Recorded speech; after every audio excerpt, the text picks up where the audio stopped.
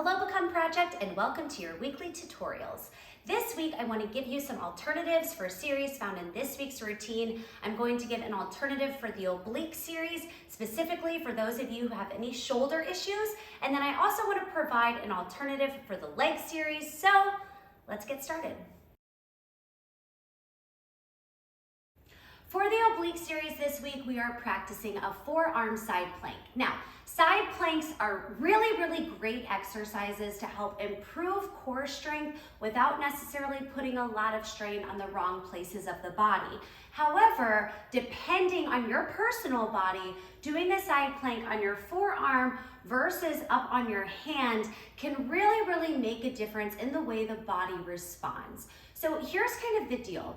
If when you do a forearm side plank, you feel a lot of shoulder tightness or a lot of neck tightness, it is most likely a sign that you should be doing the side planks up on the hand instead. The reason why is because when you're up on the hand, it gives you a lot more length. It gives you a longer lever to be able to create space in your neck and in your shoulder. So sometimes down here, this can just feel a little too short, a little too tight. So what I want to do is I want to show you how to do the oblique series without moving down to the forearm. Goes a little something like this. So the first alternative version I'm going to show is up on the hands and keeping the knees the entire time. So we start tipped over to the side. On count 1, 2, you will walk out to a kneeling plank. Now, normally in the video, the way that you see it, we walk out to a forearm kneeling plank, but you are going to sit up on the hands, hit your kneeling plank. Now, on count 3, 4, that's when you turn the body. So this would be turning the lower half of the body, getting it ready, and then moving the center hand to a place that feels stable. I'm going to the center line on my mat here. All right, now I can turn open on 5, 6. You are now in your kneeling side plank position. I have my top leg extended. You also have the option to stay stacked, up to you. Follow your side plank form, plug the shoulder, lift the hips. Count 7, 8, top hand goes back down and we square off to the floor. Now in the video, this is where everyone is on their forearms and they're walking up to their palm one at a time. You here are going to take a row position. So right arm can lift up and down, left arm lifts up and down, then you return back to kneeling so you can tip over for the side stretch. I'm going to show you that all together. We walk out 1 and 2. Turn the lower body, 3, hand sets 4. Open up, bump the hips, 5 and 6, square back down, 7 and 8. Take your row, arm up 1 and 2. No, that's 1. Then other arm up 2. Good, you bring it back, 3 and 4, so you can tip over once again, 5, 6, 7, and 8. The counts of this one are pretty slow, so you do have time to hit each position. Next, I'm going to show you what this series looks like up on the feet. This next version is your hands and feet alternative. So we start tipped over to the side. On count 1, 2, you're going to walk out to your kneeling plank position. This is just like the last one. 3, 4, turn the lower body, get the hand set.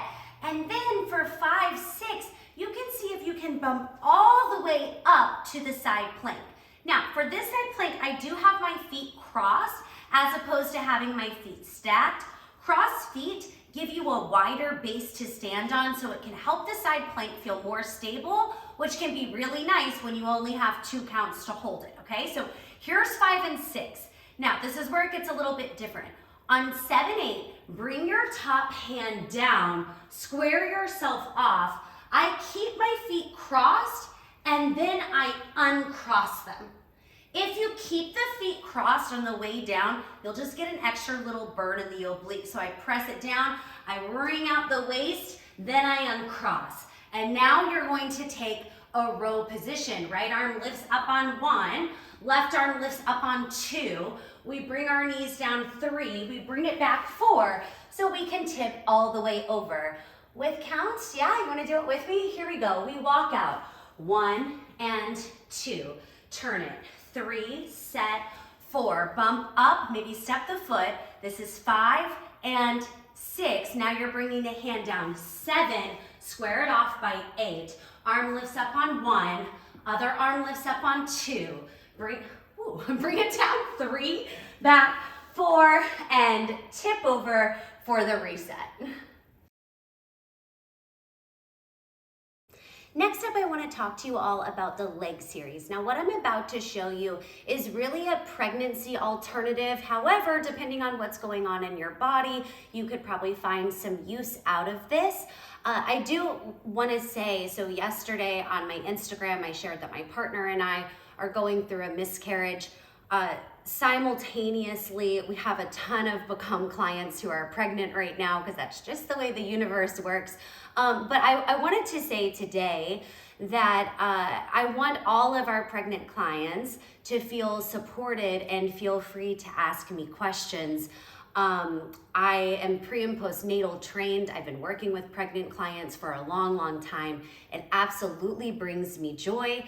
There is a piece of this, you know, where you have your personal hat and your instructor hat and they collide with one another. So I am going to be showing most likely quite a few pregnancy alternatives over the course of the next several months. It does not mean I am pregnant yet. I hope to join you all soon, but I just wanted to go ahead and kind of clear the air with some of that because I do want our pregnant clients to feel super safe and super supported. So let's talk about an alternative that you can do for the leg series right now. In the leg series this week, we find a move that we find often in be.come project routines.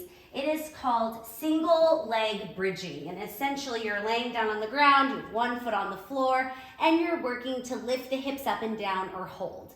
I have a lot of different versions of this that I teach, just kind of switching up the choreography. And oftentimes you'll find that we add some of this like sweeping leg, which we do find this week. Now, what I want to talk about is the foundation of what this exercise actually is. So maybe you don't feel good laying on the back and moving the legs, okay? Or maybe it is just way too intense to lift the hips up with the single leg. The foundation of this move is both feet on the ground, lowering the hips, and lifting the hips. You can scoop the hips off the ground a couple different ways, but overall, this is the basic foundation of the exercise. Now, why I feel so passionately about telling you about this one is that this particular move is really, really good for the body in a lot of ways. Not only is it a common pre and postnatal exercise, it's also an exercise found in physical therapy, and it can help strengthen the body in many ways without putting a lot of pressure on the joints. So this move works hamstrings, it works glutes, it can work the inner thighs, it works lower back in a good way, it works the core, and it works the pelvic floor, okay? So today what I wanna do is I wanna dive into this version with both feet on the ground and just show you how to make this one work for you so that if any time you find single leg bridging or you find like this moment where you're having to like lay down in the back, you're like, I don't know, this doesn't feel good, you know that where you're going to go is both feet on the ground and you're gonna practice this lift and lower, yeah? So let's start to talk about this one next.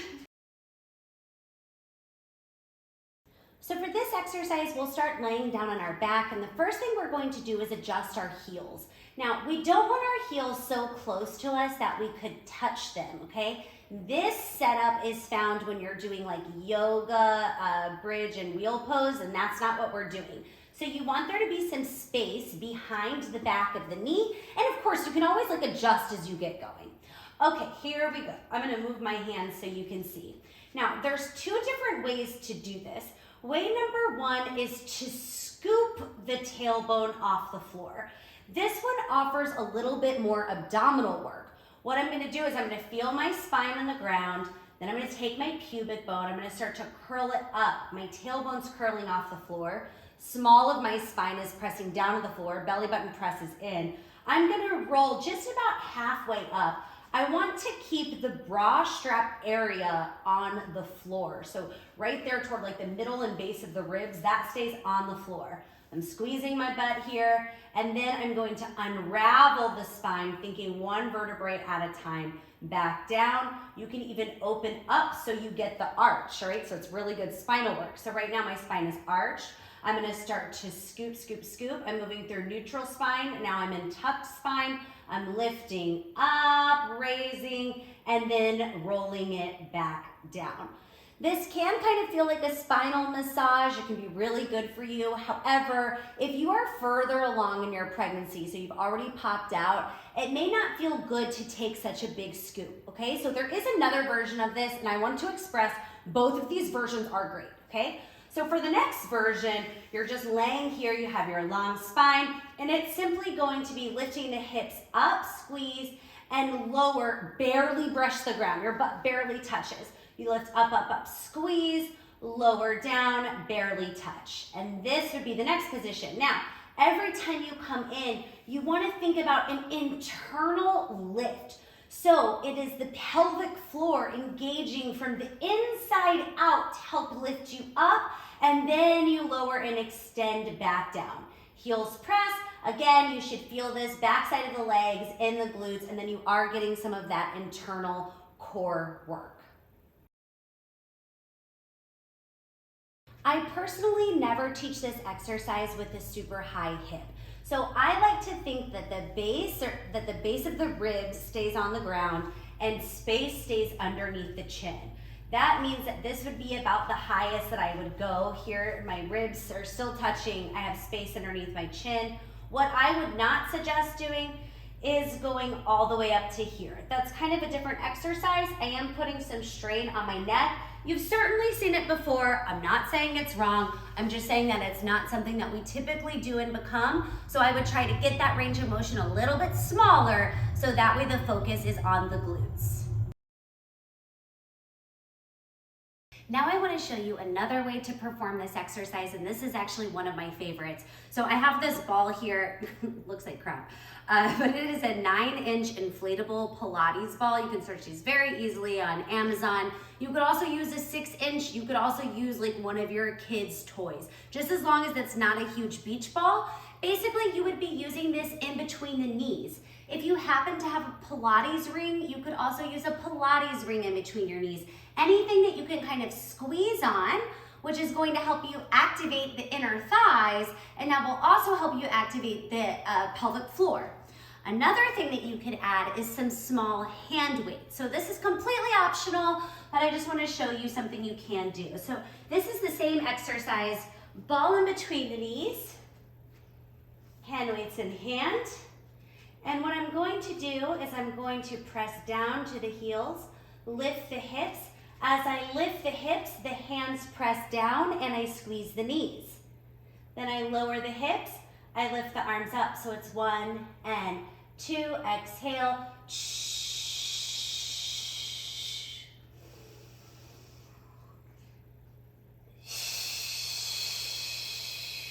You could do quite a few different arm motions. So you could also pump the arms up through a chest press. You squeeze the hands together, you squeeze the knees together, and then you come back down. I love this one because you get that nice tight squeeze at the top. So I encourage you to feel free to play around with these, again, using an inflatable ball or a set of weights in your bridging exercise. I would also like to give you a few go-to moves that you can always pull out of your pocket in case you find a series that doesn't work for you, but you don't want to fast forward, right? This can be good to have in your toolbox. So the first one is a tricep dip with the inflatable ball or squeezing something in between the knees. I'm going to place the ball in between the knees. I'm going to use a chair to help protect my wrist, and then I'm going to set up for a tricep dip. My entire hand wraps around the edge of the chair so that only the heel of my hand is on the chair. And now I'm gonna lower and lift while squeezing the ball in between the knees. I would say that do this for like 30 seconds on, and then the next 30 seconds, sit down, squeeze the ball. As you squeeze the ball, you should feel the abdominals engage and just work to sit super, super tall. Believe it or not, this is a much more active position than you may realize. The squeezing of the knees will help you engage through the abdominals. It's excellent core work, and then you can move back to your tricep dips. So you know, each of our series are roughly 3 minutes. They're actually almost always 3 minutes, right? So you can use that to help kind of gauge how much time you have. That is alternative series number 1. And the next go-to move is a squat series with balance. Now, the reason I like the idea of working balance is because balance does a lot of stuff for us. Specifically, it's core work without having to be in a compromising position of a plank or a crunch. So a really good go-to series is simply squat lower to stand lift. Hold for a few counts and then go back down again. It's a squat to lower, stand to lift, and hold.